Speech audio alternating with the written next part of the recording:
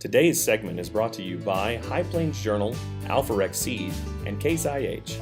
We're here today at Alfalfa U in Dodge City, Kansas, and we're speaking with Bruce Anderson, one of our presenters today. Now, you've been talking about harvesting alfalfa for high quality. What were some of the highlights of your presentation to the people here today? Well, I think we were looking at primarily three things that the people are able to control themselves that influence the overall quality of the alfalfa. First and foremost is really just the maturity of the alfalfa that's being harvested. As that alfalfa plant gets more and more mature, as it goes from that bud stage up to a full bloom stage, the quality of the plant is going to decline. The protein is going to get lower, the digestibility is going to decline, and the fiber concentrations are just going to skyrocket. We also look at things like losses, such as harvest losses. Every time we touch the hay with a piece of equipment, we oftentimes are going to knock some leaves off of that alfalfa. It's going to cause a little bit of yield loss, but also cause a lot of quality loss.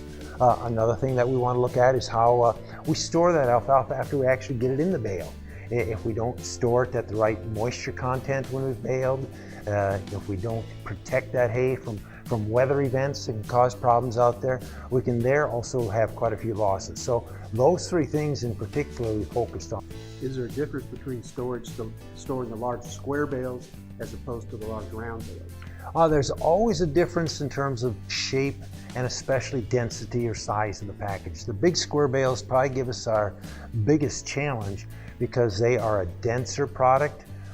And also they're a larger product, which prevents moisture that's inside that bale from dissipating to the outside as readily. So one of the things that we need to do with those kinds of packages is as they get bigger and denser, the hay has to be a little bit drier when we put them into a package. And then oftentimes, one of the things we also want to try and do is allow that hay bale then to kind of cool down, go through a sweat, dissipate some of the heat and moisture that naturally builds up in the bale after packaging before we press a bunch of them together in a full stack. If we do that stacking too early, without giving those bales an opportunity to dissipate their heat and moisture, they're just going to move moisture and heat next to one another, and we can create some real moist hot spots in that stack, sometimes even going as far as causing problems, including spontaneous combustion in a fire.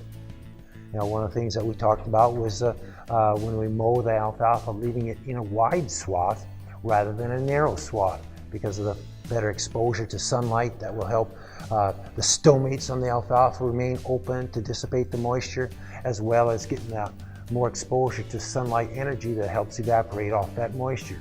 So the type of equipment that's used that way to get that kind of wider swath really is going to play a big role in terms of how fast that alfalfa is going to dry down and how quick we're going to get that off the field. Again, we're at Alfalfa U in Dodge City, Kansas, speaking with Bruce Anderson. Okay. Today's segment was brought to you by High Plains Journal, Alfalfa Seed, and Case IH.